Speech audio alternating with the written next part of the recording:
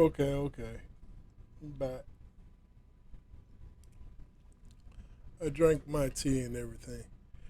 And what gets me is all right, Legend Celebi, new Pokemon game coming out, right?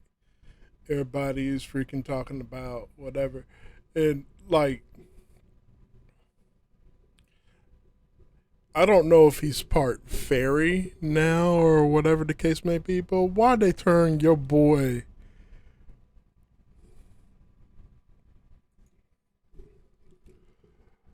Bouffalant Pokemon?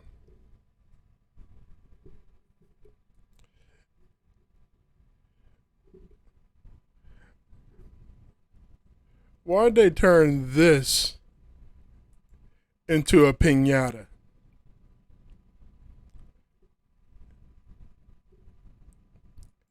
Why'd they turn this into a clown?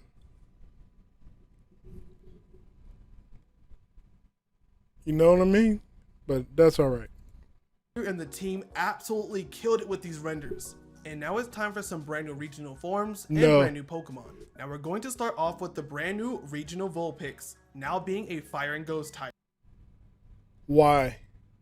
You don't need no more ghost fire types. I hope it's better though.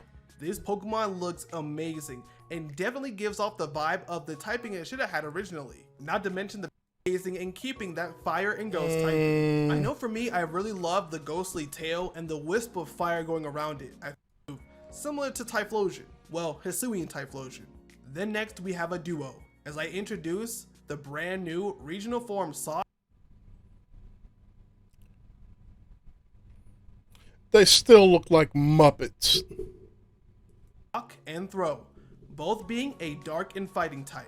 Essentially, these brand new Pokemon are known as the unrefined versions of their Unova counterpart. They're regal, they're rough, they're cocky, and overall badass. These Pokemon don't play in the same rule set as their refined Unovan variants. Now I know for me, I've always been a fan of Sock, but these Pokemon, both of them look amazing. But of course, I'm curious, so which one would you get? Sock Would you get Bert or Ernie? Bert? or Throw? Now I do have a question for you guys. Do you guys remember Girafarig, a Pokemon that so many people want to see an evolution for? Well, today you guys have one, as I introduce the brand new Psychic and Fairy Pokemon, Fable. Now this design Uh, you know what? looks absolutely amazing. I cannot express how much I would love to see a brand new evolution of Girafarig.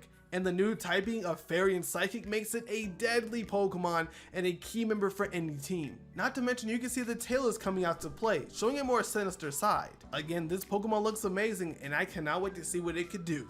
And for our last regional form, we have a flying type Dunsparce. Yes, Dunsparce finally getting some love. Now of course in this region it doesn't have an evolution, but it still gets the flying typing so it can adapt to its environment. I could definitely see that being the case, as maybe back in the Suishao region, it would have large wings to help it fly. And as time progressed, it stopped flying and gave it little wings into the Dunsparce that we know today. Now I have to add, I do love the fact that it's a pure flying type because we do not have a large amount of those, so it's pretty nice to see. And to round out our new Pokemon, we have Werewalker, the brand new legendary Pokemon, and is a fighting type.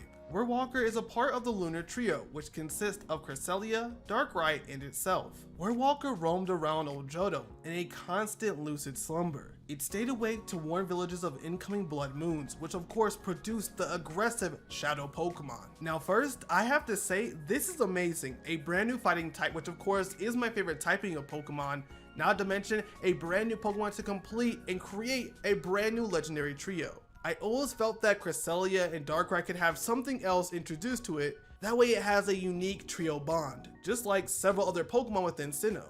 So this fits perfectly in a Pokemon that I love.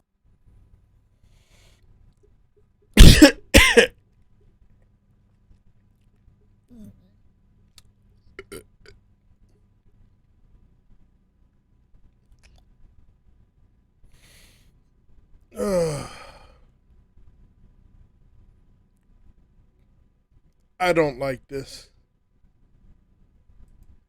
So much. And with that being said, that rounds it out for all the updates and everything when it comes to Pokemon Legend Celebi. Well, what did you guys think about the concept? I think it was fun one day because of, and of course, I'll be covering it here in the description down below for everyone who was on this project.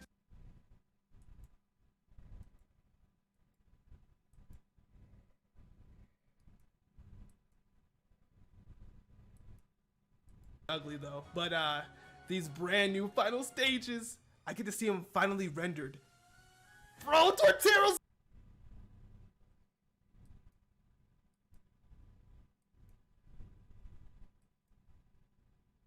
That turtle's ugly.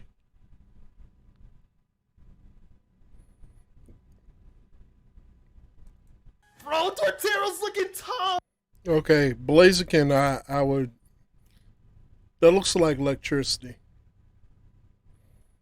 I would get Blaziken. Okay, Blaziken.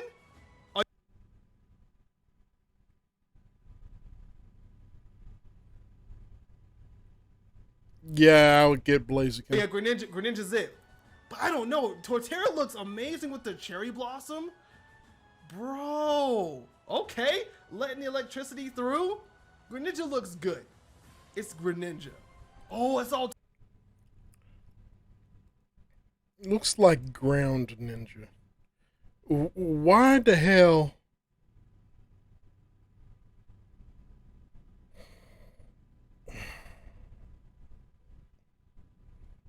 I'm gonna forever have a problem with that.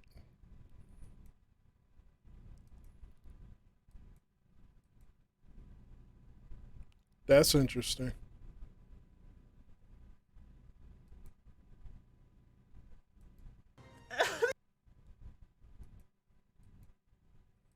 Alpha Pokemon. Those are dope as hell.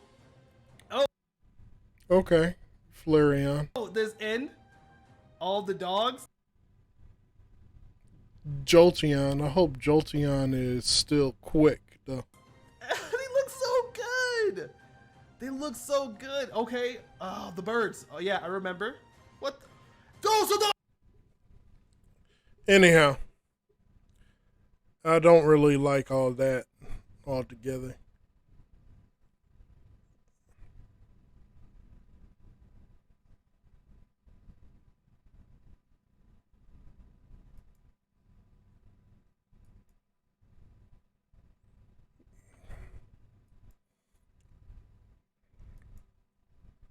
I know they're unrefined Pokemons, but they're just.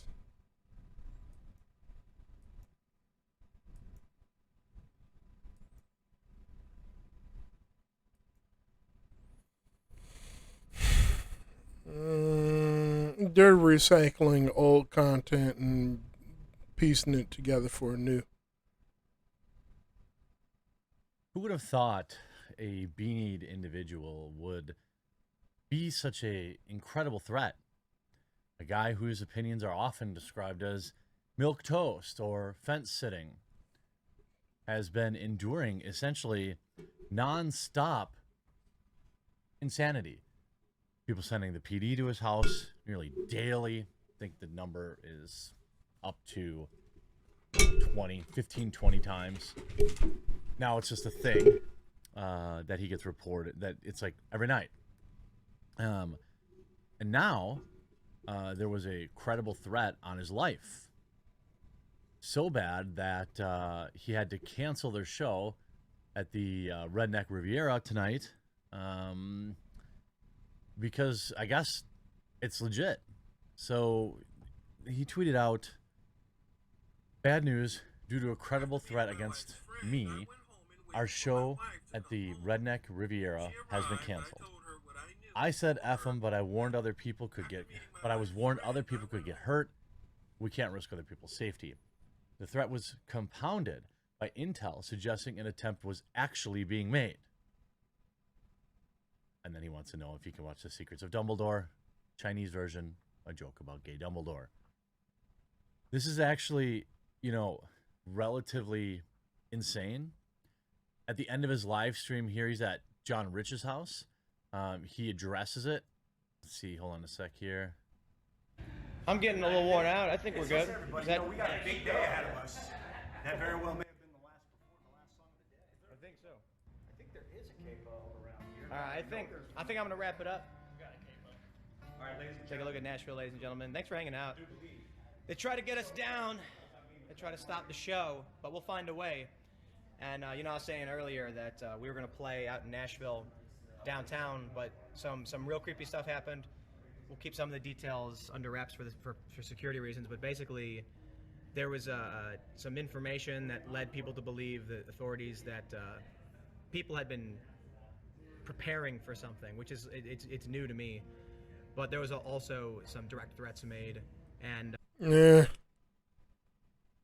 Hi, this is Charles with Anycap. In today's video, we will be telling you a story I like from the anime this. film Kazumo Nogatari. The movie is set in a world where supernatural creatures exist among humans. A title card showing the dates March 26th to April 7th shows before the main character Araragi Kiyomi is seen walking around. He breathes heavily and sharp fangs can be seen along with his teeth. He finds a door and opens it, slowly walking outside towards a balcony. He then widens his eyes as he sees that the place outside is surrounded by crows. He climbs down the stairs as he watches the crows, who seemingly stare back at him. He walks further before he stops as the clouds part in the sky and the sun shines. Sunlight hits him and his entire body is suddenly engulfed in flames. He runs around screaming. His screams then scare the crows away as he falls down from the building. We flash back to March 25th. Kiyomi walks down the street before stopping as a girl stands in front of him.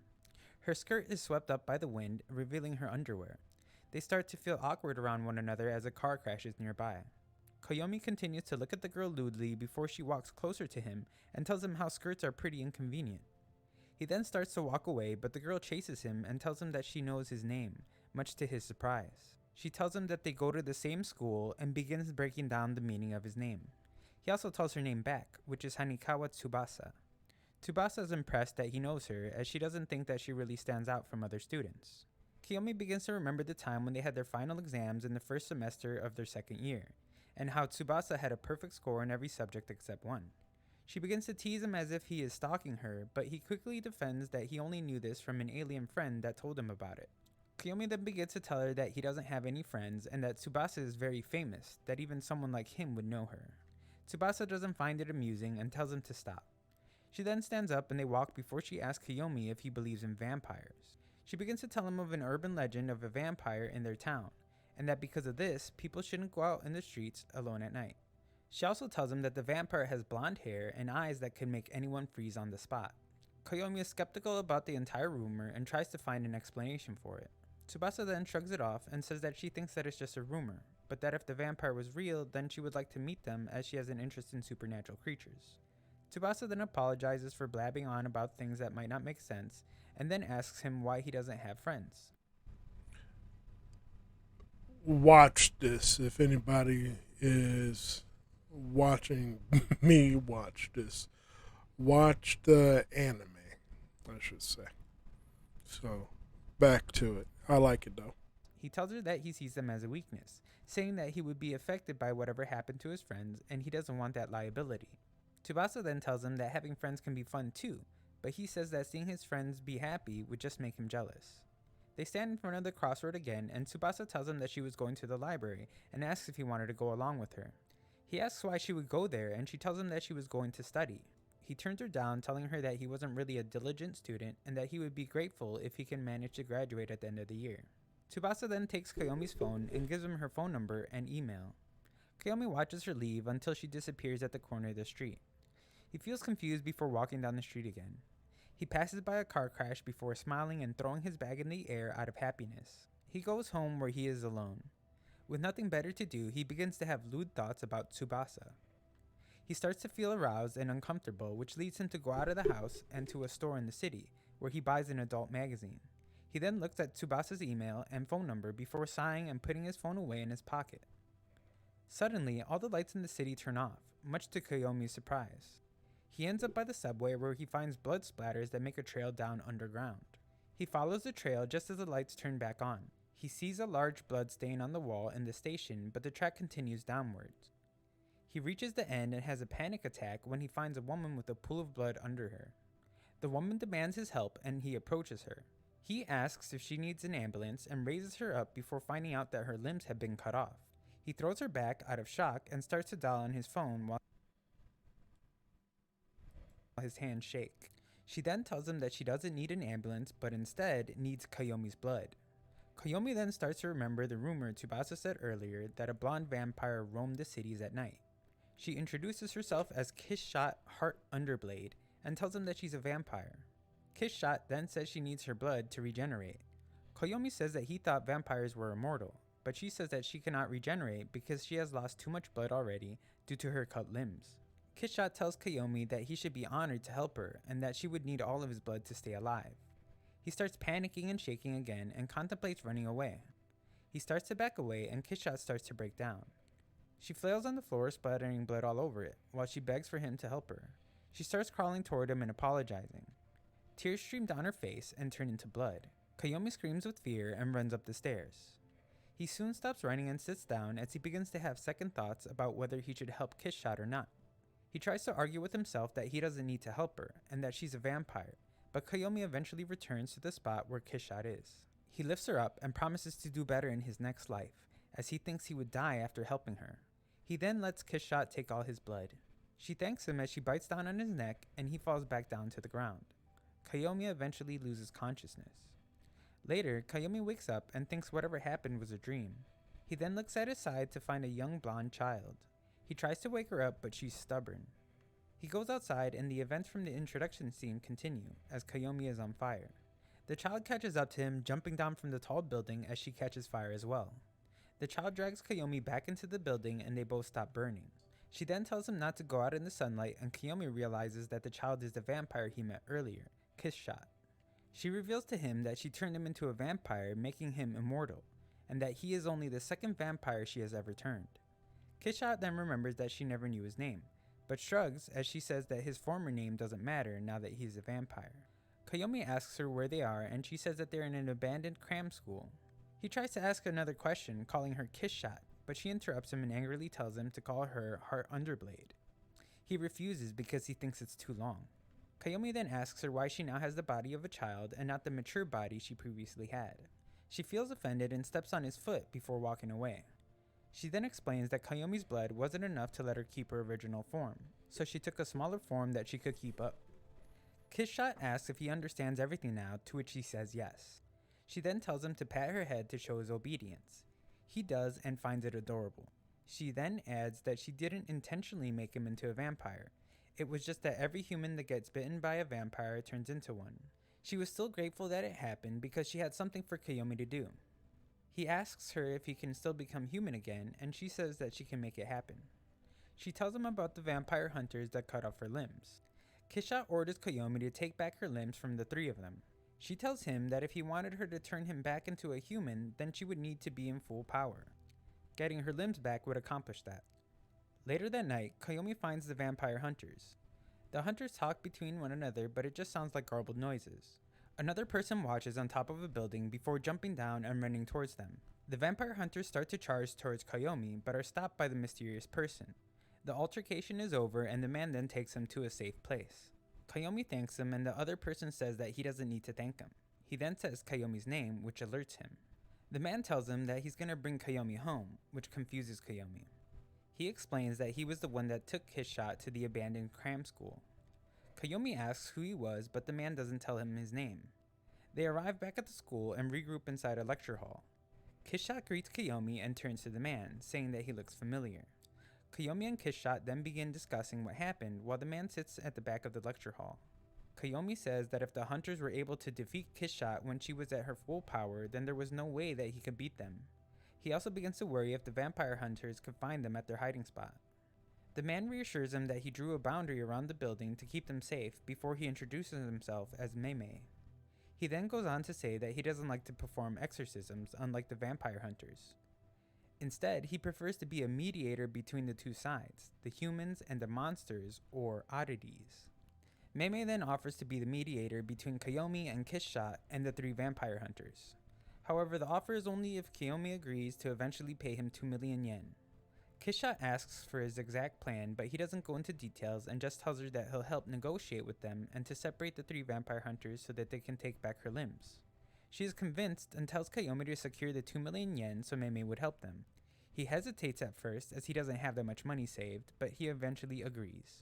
The movie ends as Mei mockingly thanks them. This was the first film in a trilogy. If you enjoyed this video, stay tuned for the next one.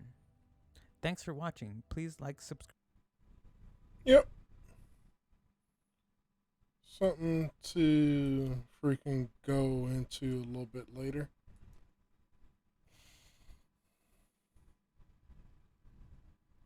That was fun.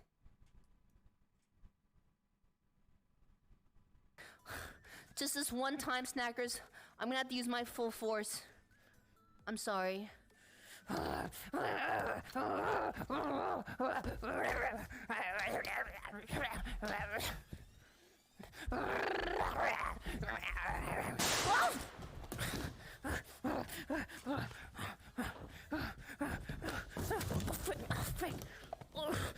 Frick.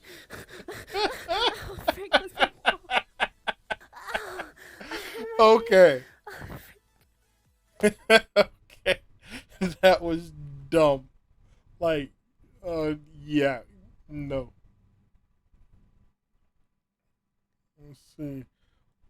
Wife caught red-handed and proof is on her phone. Sure. Why not? Hey there, welcome back to Reddit Dating, the best channel. Oh, wait.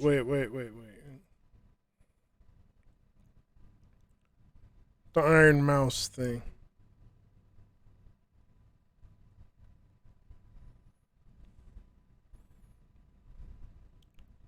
Bum, bum, bum.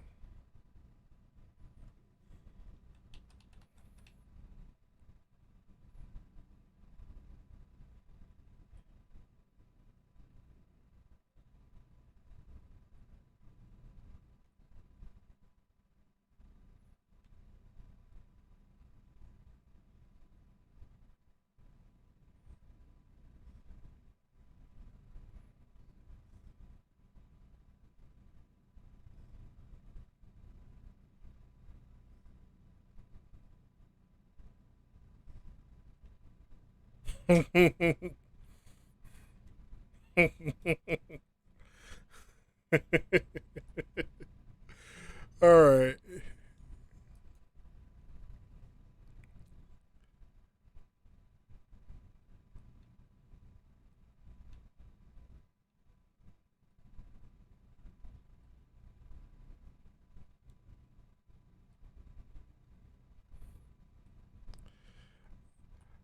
Yeah, Connor does freaking cursed cosplay.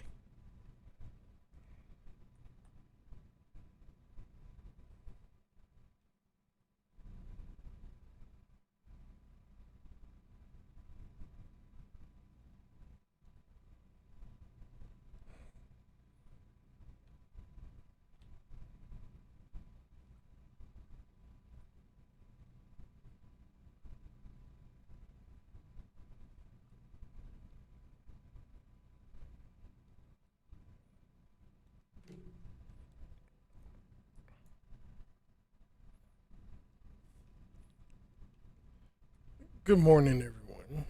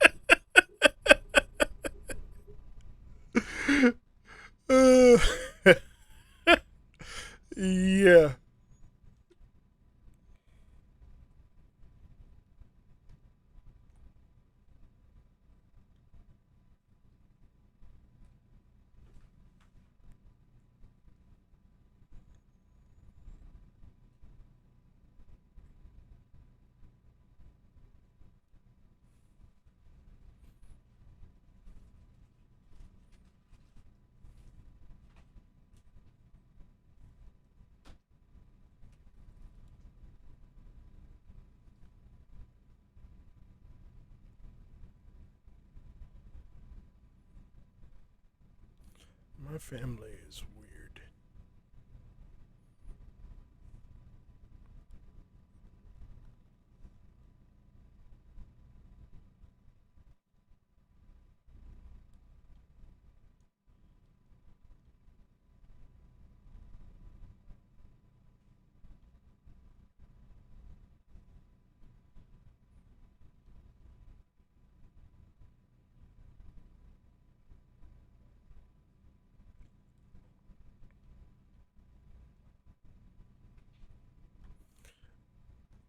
Connor's taller than that, so he should be the tallest person. He should be the tallest person there.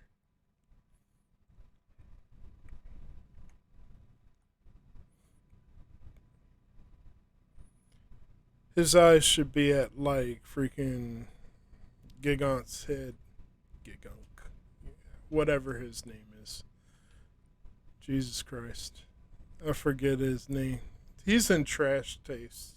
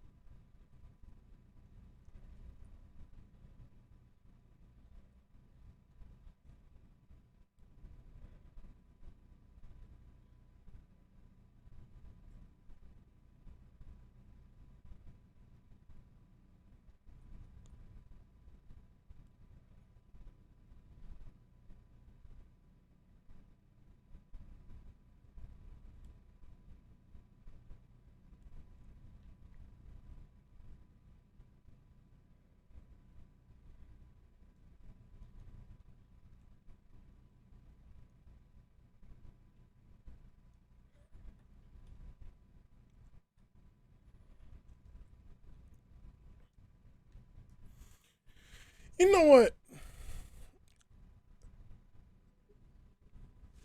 It's a simple art style. I like it.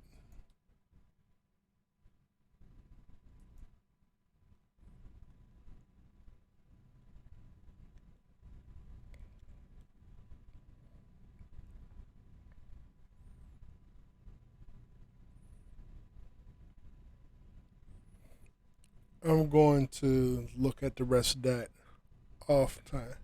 Reading stories. Be sure to like, subscribe, and hit the bell notification for more stories like these. Now, let's get into the video. I've abandoned my family, and I'm fine with it. I'm composing this from my RV outside a cafe with free internet service. I've gone over this in my head a million times, but I assumed writing it down might help me clarify my thoughts. I left my family a little more than a week after D-Day. My wife is 36 years old, I am 37 years old, and my daughter is 13 years old. It's been nearly 6 months since that day. I stumbled across her affair by chance. I was completely clueless. I thought we had a good marriage. We had a lot of intimacy, we would chat about things for hours, and we had date nights on a regular basis. We had both common and individual interests. We were in good health and fitness. Was it good? No. Or was it just me thinking that? You think my wife, let's call her Eve, cheated, thus she clearly preferred another man over me. And she couldn't possibly love me if she could betray me like that. Nope. I was thinking she was my best friend, but it turns out she wasn't. In retrospect, I can see that I was probably seeing everything through rose-colored glasses. Probably. I honestly thought my family cared about me. I thought I was adored. I guess I was the fool. I arrived home late from work because I had to attend a safety training class. She was dozing on the couch when a message with emojis appeared on her phone. Emojis like the ones I'd use if I texted her? I snooped around and discovered what had been going on for at least 5 months. I knew the AP, let's call him Adam, because he was a co-worker of hers. I'd even been to his house for a barbecue and met his family. He was married with 3 children. The youngest is only 2 years old. Something just clicked in my thoughts as I was reading the messages. It drastically altered my life. I went from adoring Eve more than anything to hating her to becoming blank when reading their letters. It's not just about her, it's about everything. I went to bed completely numb, Oh, took pictures of the messages, it and didn't didn't sleep happen. at all, only stared at the ceiling. Eve was the next day, and I went to bed without disturbing her.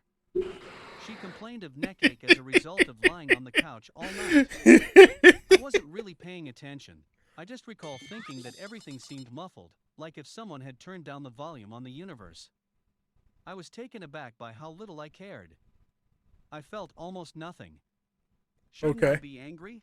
Yes. I didn't say anything at breakfast as my wife and daughter talked. They didn't seem to notice anything out of the ordinary about me, or Mm-hmm. even acknowledge my existence. But I wasn't feeling like myself. I felt like I was someone new, someone I didn't know or understand, dressed in the old me suit. I went through the motions of daily life, went to work, and did all the usual things. Mm-hmm. Mm-hmm. The only change is that I kind of stopped speaking. Unfortunately, I realized that no one seemed to notice. It's as though I never existed. I began to realize that Eve and my daughter did not truly love me. I was in the house with them, but they didn't really interact with me unless they needed something from me. They spoke at me rather than with me, if that makes sense. I'd Yes. experienced these agonizing aches that would come and go. They would utterly overwhelm me at times. I wasn't feeling well. I wandered around like this for 5 days before Eve asked if something was wrong during dinner. I think I only said 3 words to her and my kid during that time. I didn't even respond to her query. Instead, I made a "I'm fine" / "don't know" face and started eating. She seemed to be fine with it. I didn't go to work the next day. I work for the local power company, where I fix power lines and other things. I brought several miscellaneous items as well as my camping / hunting gear. I didn't have much of a plan. I put it in my car and drove about the neighborhood for a time, eventually ending up at the kitchen table, waiting for my wife to return home. She arrived home with a few bags of goods and began unpacking by telling me about her day. I was just sitting at the kitchen table in agony. Apart from a brief glimpse when she entered the kitchen, she didn't even look at me. Daughter came in and did the same thing. Their backs were turned to me, and they were discussing some trivial item for sale. I've never felt so rejected, undervalued, or alone in my life. I felt completely invisible, as if I weren't there or didn't deserve to be acknowledged. I was reflecting on our lives, and all I could see was that they didn't give a damn about me. They probably never did because I was just a bystander in their lives. They didn't care about me. I was a useful and convenient prop. I was hit with a wave of anguish, cried, but they didn't care, so I became enraged, very enraged. I rose up, grabbed a glass of water, and threw it hard at the tiles over the sink. It just blew up, and glass fragments showered down on everything. They both whirled around, furious with the H. When they saw my distorted, tear-soaked face, they froze, unsure what to do. It was awkwardly quiet for a long time before I spoke. Eve, I know everything about your infidelity with Adam. I was astonished at how clear it came out because I was clenching my jaw so tightly that it hurt. What? My daughter asked Eve. Is that correct, Mom? Eve began to try to explain. She gave me a short glance and replied, sorry, I can explain. Then she returned her attention to our daughter, and they began squabbling. It was like if I was invisible or something. Hello. Here comes the glass thrower. After a few minutes of observing their increasingly heated disagreement, I simply walked out and into my car, looking out the window at them as they continued to argue in the kitchen. Yes. They had no idea I had left. I remained there for a few more minutes before giving up and driving away. He tried to phone me after about 15 minutes, then call after call after call, then a deluge of texts from both of them. I simply ignored it and ultimately shut off the phone. The following day, I took half of our money and called my supervisor. I told him I wasn't sure when I'd be returning. He told me I'd be fired if I didn't show up. I simply said okay and hung up. I simply didn't care. When I arrived at Adam's residence, his wife opened the door. I handed her a copy of the mails and told her about Adam and my wife's activities. I left her sobbing on the stairwell. At the end of the day, I found myself at a small hotel on the outskirts of town. The next few days were a jumble as I tried to make sense. I didn't make any significant progress. I was mostly staring at the wall, trying to come up with excuses not to commit suicide. Eve's older brother is a police officer. We'll call him Bob. I'm not sure if Bob arrived on the third or fourth day. I'm not sure how he found me. He attempted to question me, but I remained silent. When I didn't respond, he informed me that I was under arrest and placed me in handcuffs. However, he did not take me to the station as I had anticipated. Instead, he drove me home. Bob pulled me into the living room, where my wife and daughter began berating me right away. Still, I remained silent. I just sat there in awe as they told me how bad this was for them. When I was a nasty a-hole for making them worry. It carried on for a bit until Eve yelled at me, "Say something." I looked at her for a moment before saying quietly, "I don't have anything to say to you." Bob became enraged and shoved me against the wall, screaming at me not to speak to his sister in that manner. Bob's furious reaction gave me a lot of delight. I'm not sure why, but it made me so joyful that I burst out laughing. Bob's wife had left him 4 months before. I gave Bob a friendly smile. "Bob, you're pathetic. Did you beat up on Bob's wife? Is that why she abandoned you?" Bob slammed into me and knocked me out. Wife and daughter began screaming in unison. As I stood up, I couldn't stop laughing. I couldn't stop myself. I was bleeding from someplace on the floor when I noticed it. I'm still handcuffed and giggling. Perhaps it was the ridiculousness of it all? I spit blood in Bob's face and exclaimed, "You, Bob." He punched me again, this time hard enough to put me out cold. In the hospital, I awoke. When I opened my eyes, I puked all over the floor, so I knew I'd suffered a concussion. Eve, Bob, and my daughter were present, and they were speaking to me in a way that I couldn't understand. They were ordered to leave by a nurse who emerged. She gave me a pan to puke in and summoned someone to clean up. I told her that my family had brought me here, and that they were not to come close me while she was taking my pulse. That if they came back into the room, I would leave and run.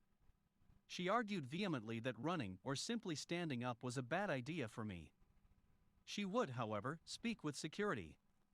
It was wonderful not to see them again in the hospital. I could finally think, and I felt a little better. I considered reporting Bob in order to get him fired, but it's a small town. His co-workers would most likely cover for him. I pondered addressing my wife, but it also didn't make sense to me. I chose to vanish to become a ghost, since I didn't want to see these individuals again. I wrote each of them a letter and warned Bob that if he troubled me again, I would report him. I informed my daughter that Eve had deceived me, and that she would no longer have a father. I wrote a lengthy letter to Eve. I made an effort to be as practical as feasible. I told her I was going to sell the house, that I wouldn't be paying the mortgage or utilities any longer, and so on. I told her that reconciliation, or even contact, was out of the question, especially since she had sent her brother to drag me back and beat me senseless in front of them. I emphasized that I will never do anything for her again, so if she wants a divorce, she must organize it herself. I told her I was going to vanish and didn't want to be discovered. That if she interferes with my life again, I will commit suicide. That we'll never talk again. I concluded by expressing how much she had hurt me. I really regret saying that final phrase to her. It's as if I let her steal a little more of me, as if I let her cause me a little more agony. In the hospital, I devised a plan to vanish, and Eve gave the hospital some new clothes, which they forwarded to me. Then one evening, I simply exited the rear fire escape. I set off some type of alarm and panicked a little, but happily no one stopped me. I returned to the motel to retrieve my car. I exchanged it for a modest RV and took off. I recently purchased a new phone. My father was the only person I called. I told him everything and warned him that if he provided my new phone number to anyone, I would be completely unavailable for the rest of my life. He could phone me if he wanted to reach me in order for me to sign something. Aside from that, I just wanted to be alone. I grieved the loss of my former life for the first several months, but I soon realized that I was grieving the death of a fantasy. A memory that lived solely in my thoughts.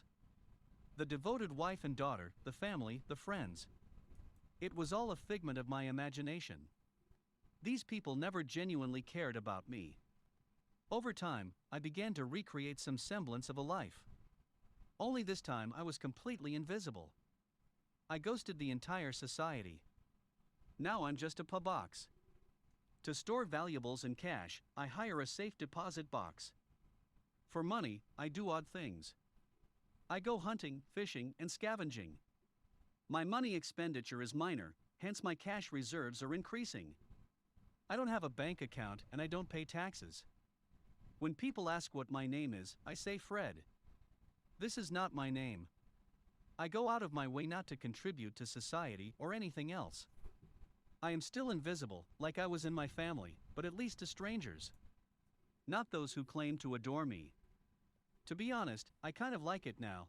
I make my own beer, I travel, and I have no obligations. I work whenever it is convenient for me. I spend a lot of time relaxing in nature. I go hunting and fishing with a few companions. I am in fantastic shape, in fact, I am in the finest shape of my life. Overall, my life is improving. At the very least, no one is manipulating me for their own gain while appearing to care about me. I have no idea what happened to my wife and daughter, old acquaintances, or the rest of the family. I'm not sure if I'm divorced or owing child support. I have no idea what happened to the house. I'm not particularly bothered. My father has tried to offer me information a few times, but I have always turned him down. He is the only person from my previous life with whom I periodically communicate. I feel liberated, relaxed, pleased, and even delighted. I don't have much, but I don't require much either. When I reach the end of the line, I will sell everything and burn the remaining funds. I'll make certain that there is nothing of worth left to remember me by. Then I'll walk into a national park without anyone knowing and vanish for good. I like to go to retail malls, railway stations, and bus stops and just observe people. There they are, all the men who used to be like me.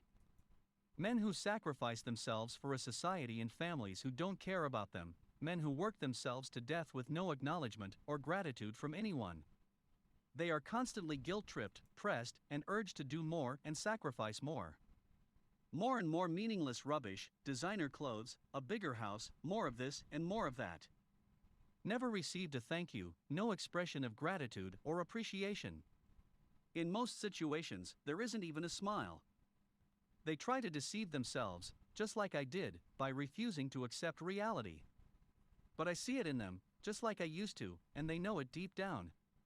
I'm familiar with their vacuous million-mile stare. I used to have one like it. Thank you for listening. It was good to get this off my chest.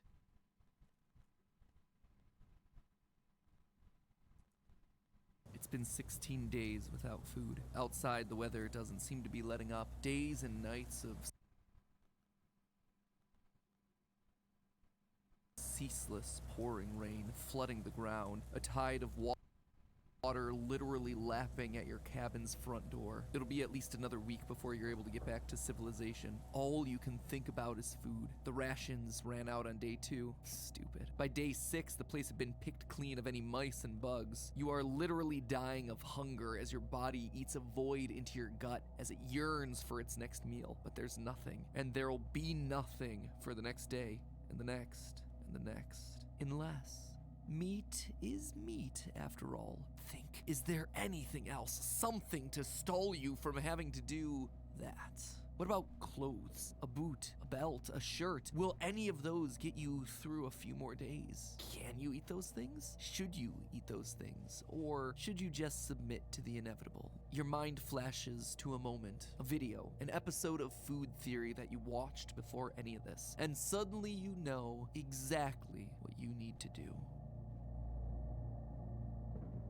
Hello, Internet! Welcome to Food Theory, the show that serves up a hefty slice of brain food every week. Just make sure you check out our latest offering, Diet Brain Food. Same great taste, less filling. Ladies and gentlemen, welcome to Cannibalism Crossover Week Part 2. Yep, we've done this before, shockingly. You see, almost exactly 1 year ago, we did a 3-way crossover for the Theorist channels where each video we uploaded explored the trendy, brand-friendly subject of, consuming the flesh of your fellow creatures. We talked about human soda cans over on game theory, Wally's human smoothies on film theory, and how the M&Ms can't seem to stop eating each other over here on food theory. But believe it or not, we're doing it again because apparently there's just a lot to say about the topic. This time, I was inspired by a video game called Cooking Companions, a small indie title marinated in Slavic folklore where a group of travelers wind up trapped in a remote log cabin with dwindling food supplies. Considering the nature of this crossover weekend, I think you can figure out what happens. It's a phenomenal game that takes some very interesting turns, so if you're hungry for something a little scary, I highly recommend that you watch our video on it immediately after this one. Link is right up in the corner, or hopefully it's in the recommended video feed provided YouTube isn't acting like an angsty teenager today. Anyway, the premise of the game got me thinking. We've all heard about this scenario playing out before. A group of survivors are trapped in a remote location. There's some natural disaster like a flood or a blizzard or a rampage of K-pop stans that keeps the group hunkered down until all the supplies have run out and suddenly they're forced to do the unthinkable in order to survive. Human! It's what's for dinner. Bum bum bum. Obviously, the classic historical example that always gets brought up is the Donner Party from the 1840s, where a group of 87 American pioneers found themselves snowbound in the Sierra Nevada mountains for 4 months before they got rescued. Out of desperation, they found alternative sources of protein in order to survive. But there are certainly plenty of other historical examples out there, like in 1820 when a whale sank the large ship Essex, leaving the 20-man crew stranded in lifeboats for 3 months. Let's just say that of the 20, only 8 made it back. Fun fact, this incident is actually what inspired the writing of Moby Dick. There was also the French ship Medusa from 1816, which ran aground and needed, again, people in lifeboats. They were rescued a mere 13 days later, but apparently got hungry for a snack along the way. Moral of the story, don't go exploring in the early 1800s if you have a weak stomach. Practically a food trend with how many stories came from that era. Now, obviously, these are all awful situations that push people to the brink of survival and sanity. So today, I wanted to ask the question, what can we do to avoid all of that? Consider this your anti-cannibalism episode. Could the clothes that you wear on your back serve as an alternative food source? Could we possibly consume a shoe instead of a shin, a shirt instead of a shoulder, a belt instead of a butt? Because sometimes the rescue is only a day away. So before you turn into actual cannibal Shia LaBeouf, let's explore what alternatives might be out there to fulfill your daily caloric needs. Should you be turning to your wardrobe for sustenance? Could you? Yes. Turn to your wardrobe for sustenance. Yes. Shake a severed leg, my friends. It's time to eat. Also, just as we're getting started here, we're gonna assume that water isn't gonna be a problem. In our reference game Cooking Companions, you spend your time hanging out in a cabin. Luckily, rainwaters have flooded the area around the cabin, so while we're cut off from civilization, we're not cut off from a source of fresh water to drink. Same with situations like the Donner Party, where snow can be melted to give you something to wash down your fillet of sole. Not fish, your fillet of shoe. Anyway, we're gonna assume that water is a given. Today, we are purely focused on calorie intake. And you see, that's an important point. It's worth noting that the question of should you eat your clothes is different from the question of can you eat your clothes? Can you eat your clothes? Well, if by putting it in your mouth and swallowing it down into your digestive system, darn all the consequences, then yeah, you can do that to pretty much anything. I've watched enough TLC content to know that people can eat anything from hair to couch fluff to light bulbs. For example, there's a piece of folk wisdom, urban legend, I don't know, man, saying that you can eat your Crocs, those ugly rubber shoes. No. There is a shockingly high number of blog posts on the internet all about Crocs being edible because they're non-toxic and made of organic compounds. In fact, one intrepid student journalist named Gunnar Lundberg decided to put the concept to the test by boiling their shoe for 20 minutes, carving it up, dipping it in sriracha, and chewing, but didn't really manage to break it down into pieces that were small enough to fit down their throat, eventually just cutting it smaller and gulping it down like a hungry seagull, where it then proceeded to linger in their throat for hours. Their conclusion to this little case study, quote, "If you're ever stranded on a deserted island with a friend and Crocs appear to be your only food source, take my advice, eat your friend before you eat your Crocs." And Gunnar is right about eating the friend in this case, but for the wrong reasons. You see, Crocs are made of crosslite, a foam resin that has zero nutritional value. So even if you could chew them into pieces, those those pieces would give you 0 nutrients. They would do nothing to help your survival during that snowed-in cabin experience. You're expending more calories chewing and swallowing this thing than you're putting back into your body. And you see, that's the crux of this episode. Just because you can You mean swallow it's a something doesn't perfect mean diet? you should necessarily eat it in a starvation scenario. We eat plants and animals instead of plastic, foam, and metal because our bodies are built to digest plants and animals. We know how to use those things. We can then break those food molecules down into simpler components that can then leave our digestion system and enter our bloodstream. Are there certain things that can eat metal, break it down, and have it provide energy to Yes. our bodies? Yeah, actually. In 2020, scientists discovered a bacteria that does exactly that. Meanwhile, for us, eating things like light bulbs, clocks, and Crocs aren't going to be I'm gonna be honest with you. Freaking bacteria and fungus, from what I remember, floating around in space and freaking live off of radiation from the sun. So think about that for a moment. Radioactive fungus and bacteria are currently floating around in space without a care in the world, absorbing everything that they need to survive from the sun.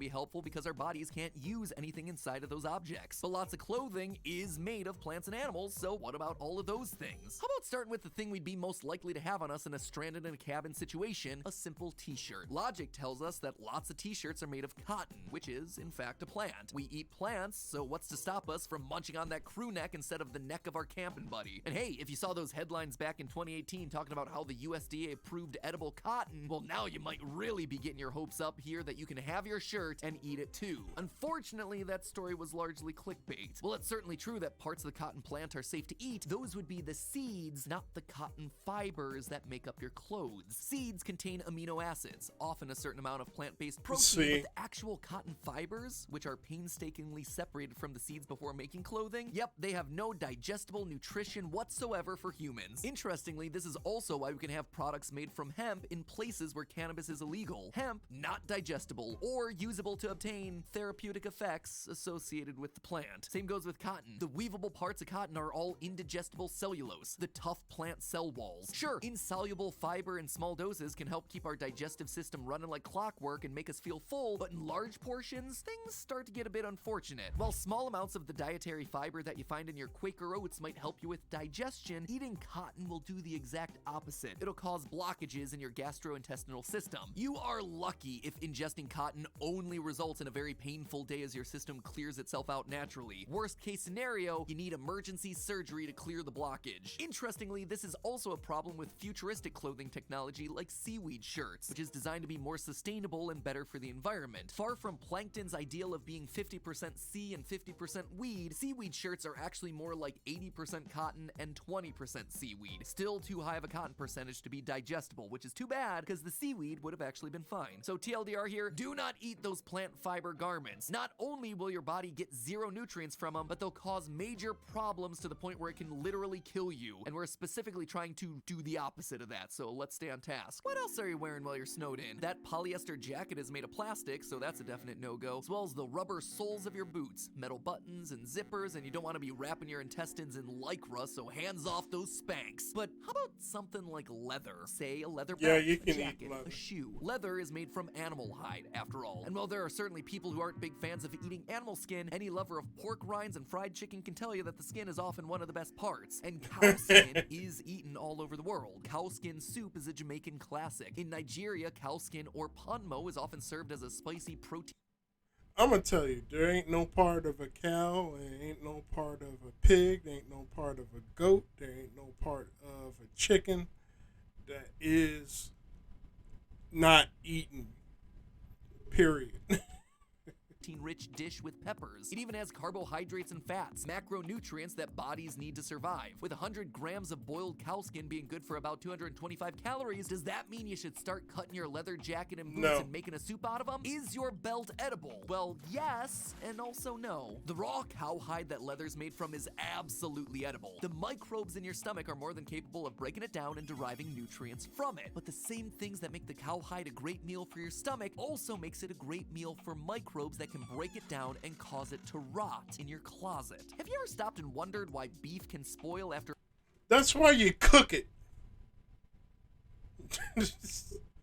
Of course, you might want to get all the dye out of your clothing first, though. A few weeks in the refrigerator, but doesn't spoil after a few weeks left hanging in your closet? It is the same stuff after all. Well, the reason is because we're not wearing raw cowhide. Instead, our leather shoes, jackets, boots, and handbags are all animal hides that have been treated through a process called tanning. This process permanently alters the protein structure of the skin, making it more durable and less susceptible to decomposition. Great news for your wardrobe, terrible news for your diet. So your jacket and boots, being made of tanned leather, must be ineligible for eating, right? Well, it's not that easy. The tanning process historically used tannin, which is the astringent molecule that gives coffee, red wine, and tea their bitter tastes. We consume some tannins in our regular life, but, you know, just a little bit. Whereas the tanning process relies on saturating leather in tannins until it's like your own little cow skin mummy. Tannins in the leather tanning process are derived straight from tree bark and are relatively concentrated, thereby causing major stomach problems at best and serious toxicity at worst. So is anything tanned off the dinner table then? Well, while people historically use tannins for tanning, these days very few tanneries actually use it. In the 1800s, the newer technique of chrome tanning was invented, which used chromium salts to tan the leather instead. And if you think about it, it makes sense because all tanning has to be is a preservation process. You can preserve leather by using a bacteria-killing astringent like tannins, or you can preserve it using salts, like people have been doing for hundreds of years to cure meats and other foods that they want to keep for long periods of time. Nowadays, the majority of leather goods are made using this chromium salt method. But chromium salt isn't table salt, so is chromium edible? Well, once again, the answer is yes and no. It depends on the variety we're talking about. Trivalent chromium is safe for humans. In fact, not only is it safe, but it's included in some dietary supplements. That's trivalent chromium, the good kind, not to be confused with hexavalent chromium, which is totally...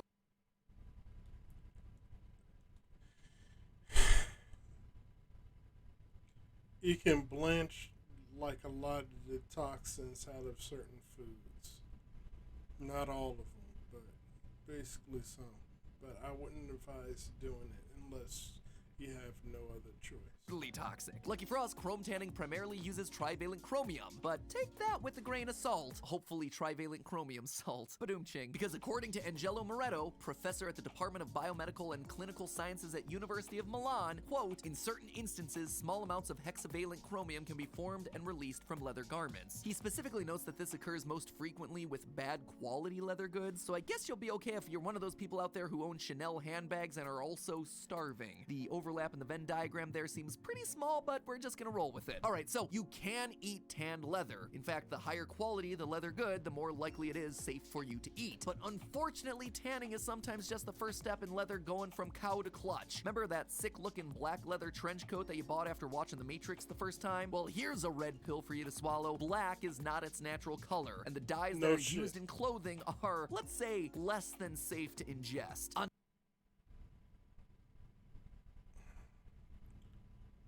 I hate it when it's obvious. On top of that, the leather wax that's applied as a top coat isn't totally safe either. One leather grease manufacturer labels their products as slightly toxic, which it turns out translates in legal terminology from the EPA's Toxicity Class 3, quote, harmful if swallowed, so not the answer to our stranded in the snow munchies. Under exactly the right circumstances, you may be able to safely eat your leather products and get some nutritional value out of it, but the risk that you poison yourself in the process is fairly high. Untreated natural leather is gonna be your best bet. Go figure, it's almost like there's a reason we make clothes out of what we do and eat the things that aren't those materials. But hey, if you did have to eat your leather boots to survive, take comfort in the fact that you wouldn't be the first to do it. Captain John Franklin became famous for eating his leather boots during an Arctic expedition between 1819 and 1822, cementing him in the mind of the British public as the man who ate his boots. Though he might not be the most famous man to ever do the deed. The short documentary film Werner Herzog Eats His Shoe is exactly exactly what it says on the cover. No clickbait. Werner Herzog eating a shoe, or at least part of his shoe, after it was boiled with garlic and herbs for 5 hours. So before you choose to nibble on your Nike or try to digest a Dior, just make sure you're boiling out as much of the dye and polish as possible. And that's largely it. At the end of the day, the options most of us have for eating our clothing are slim to none. So what should we be doing to ensure our longest possible survival in a trapped-in environment until help comes? We have all these clothes and they're just not helping us. Or are they? Turns out that when all's said and done, the best clothes might be the ones that you don't eat. One of the biggest risks to your body when it comes to waiting for help in any situation is exposure. Shivering in the cold can burn hundreds of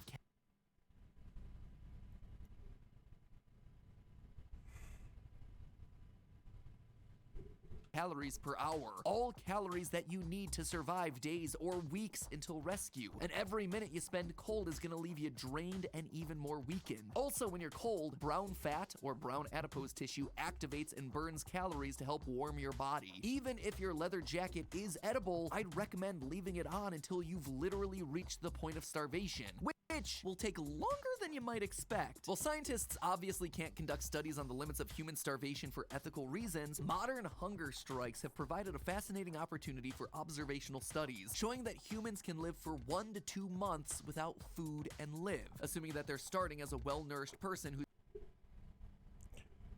And drinking water.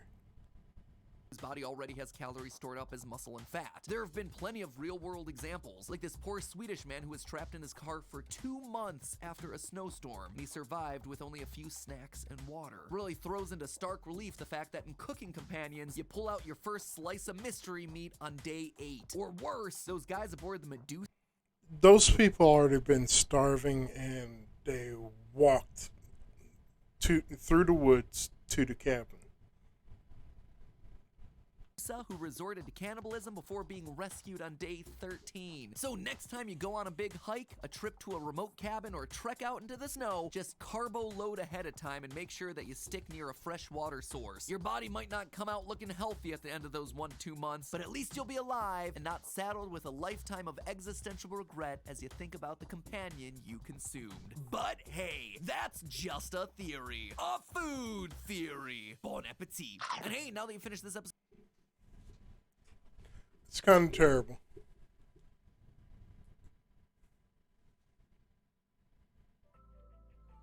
Are we gonna drink some piss?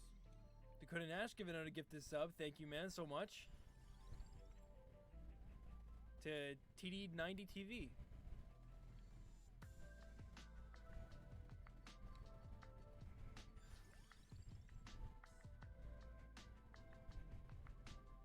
I'm gonna go Sandwater here. Crown. What was I changing? What do you mean was I changing? Oh. This is a auto mouse clicker. So the idea is it automatically does a reset for me. So I have programmed in time delays and actions to do. So it programs in resets so it goes faster for me. That's what that was, my man. Just a little macro. Little macro to help me save a lot of time.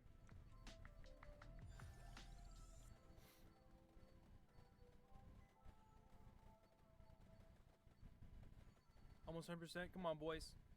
Somebody sub. I need it. I need this. I need it. Bird 1.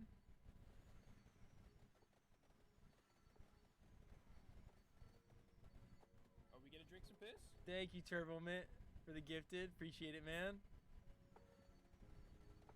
We did it, dude. We got to rank 2 for for the for the thing. For the hype train. Woo! Yeah, level 1 complete. PogChamp. For real though, guys. Thank you so much for the gift of stuff. I really appreciate it. Not very entertaining.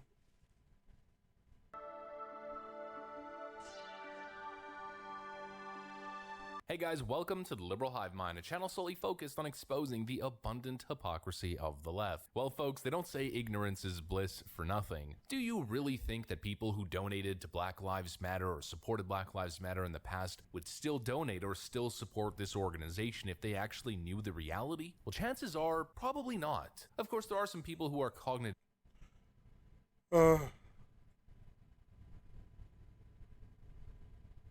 A drop shipping business. A fashion boutique. Define drop shipping.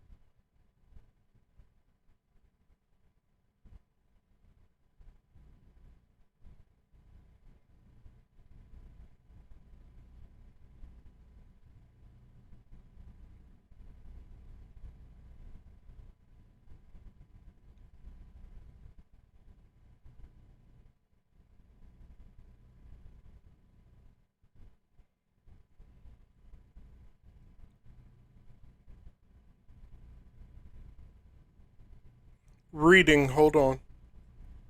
I'm not ignoring you. Just late in responding. Ah, shit.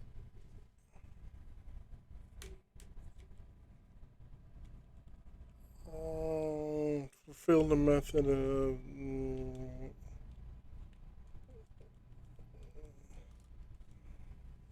Where a store doesn't keep the product it sells and stuff. A third party and ship directly to the customer. Yeah, that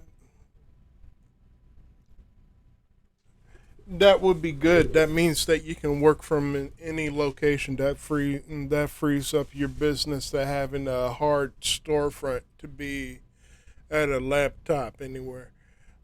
Fashion boutique depends on the type of fashion. If you're doing like high fashion, it's still a big risk.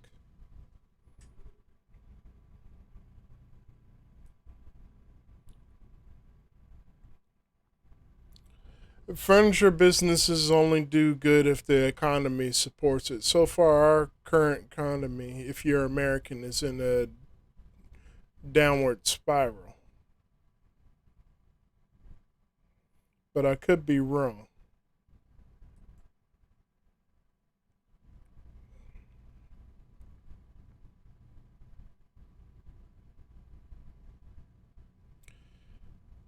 Stock market trends on furniture sales.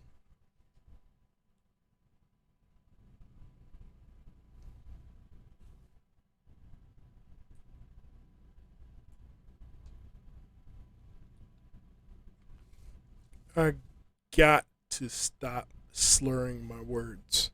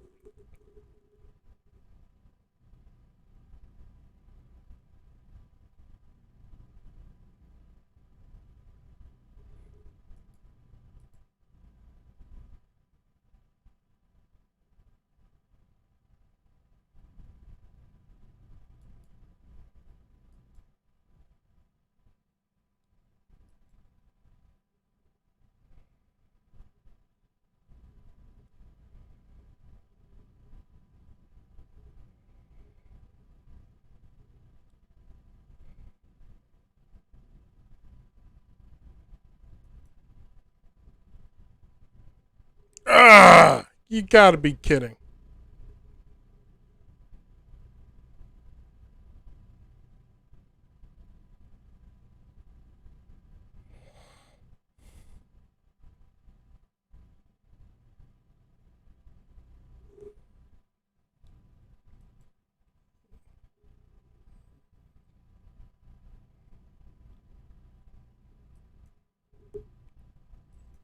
These guys can eat a bag of dicks. Trading on an open market should be free information, not something that you pay for. It should be a freaking.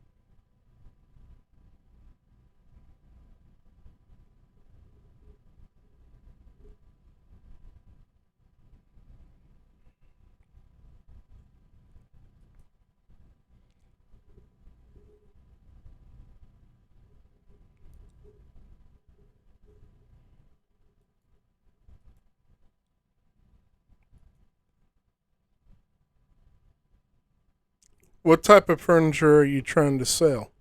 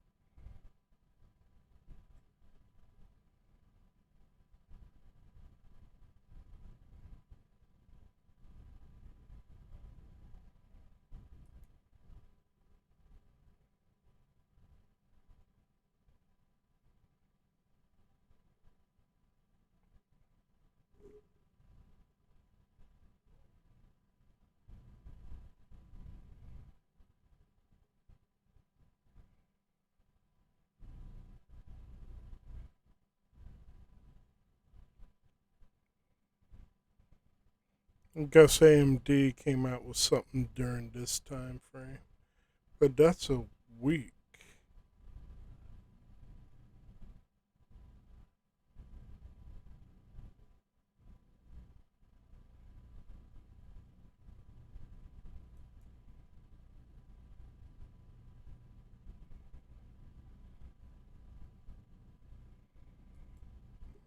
And I zoomed all the way out to a month.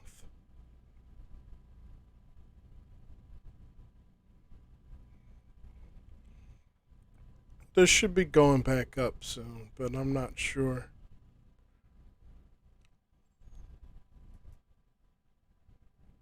By how much?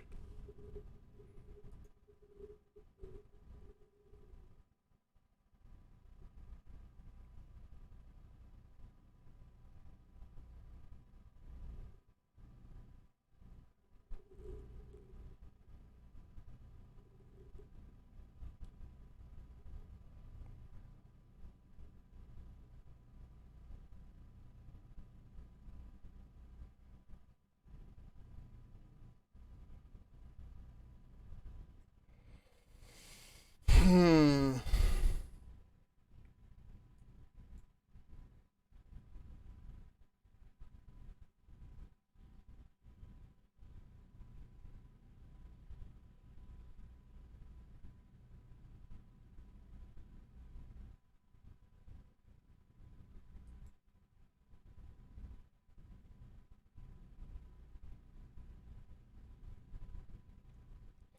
Your drop shipping idea is good.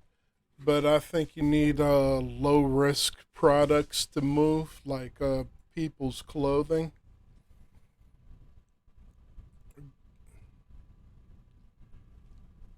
And that's that's the best advice that I can give you. Go with like low risk things that people will always need, like food, clothing, drinks.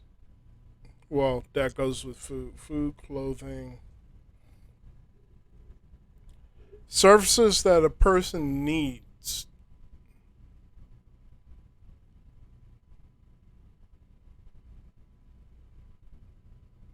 I can't think of everything right now because it's late, but your drop shipping idea is a good idea, but you need a solid business plan for that drop shipping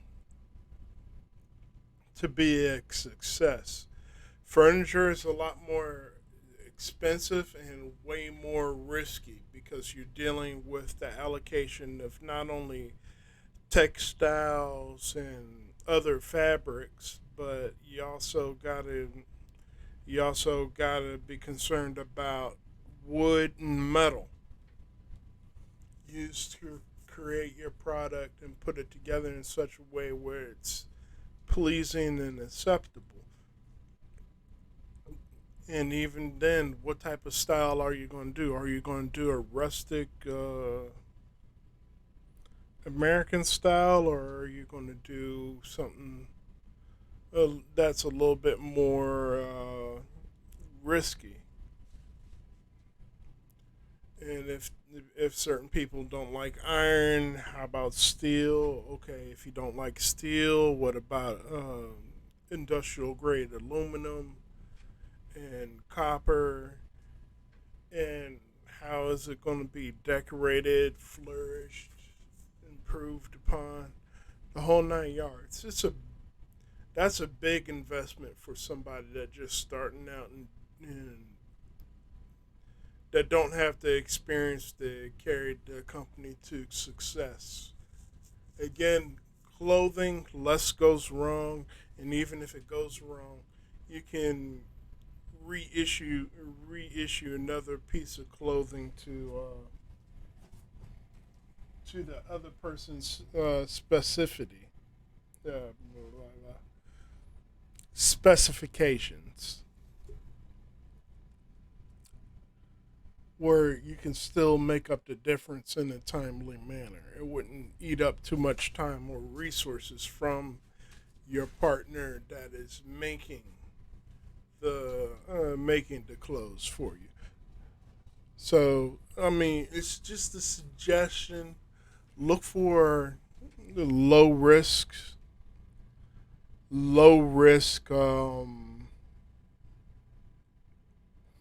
investments worth starting in.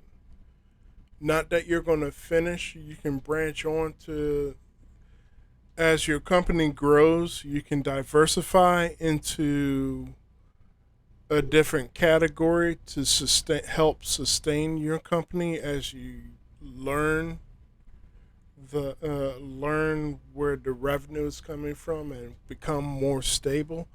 But you gotta look like you gotta look at the competition like this. You're a tiny little freaking tugboat on the open sea, right? And you gotta make it through the storm, sink or swim.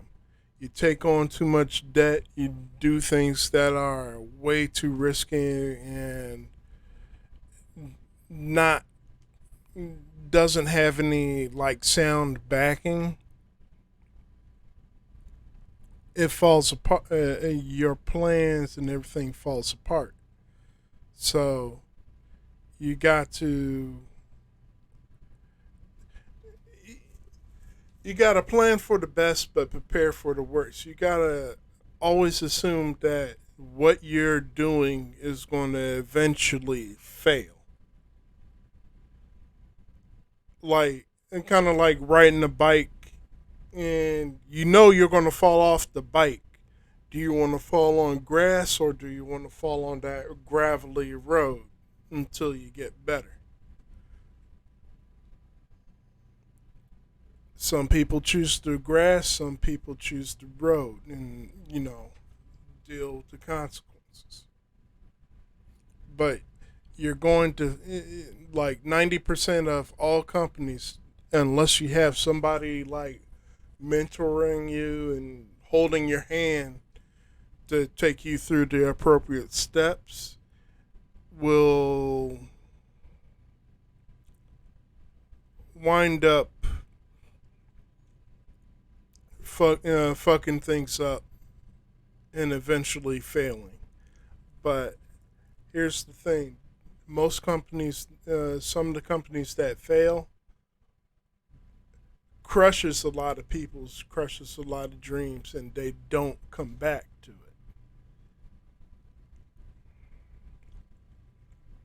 Other people that stick with it learn the hard lessons that they need to do and go on about their freaking life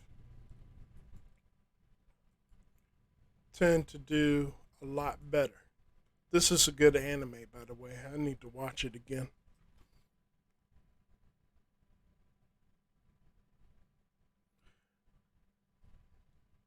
Well, I promise to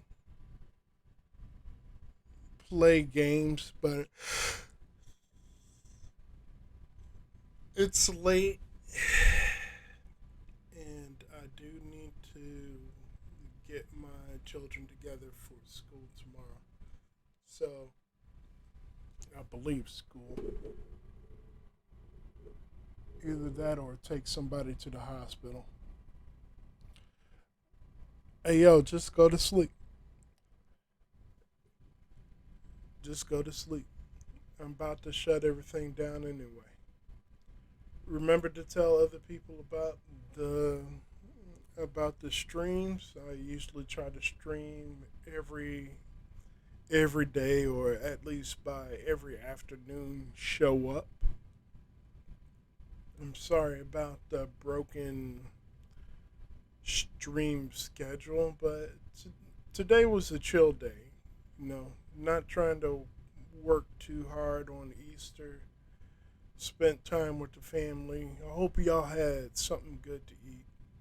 Just remember to take care of yourself, and if you like anything that I do, there's a donation button underneath of all this mess that you need to go through. So with that said and out of the way, I hope that you have a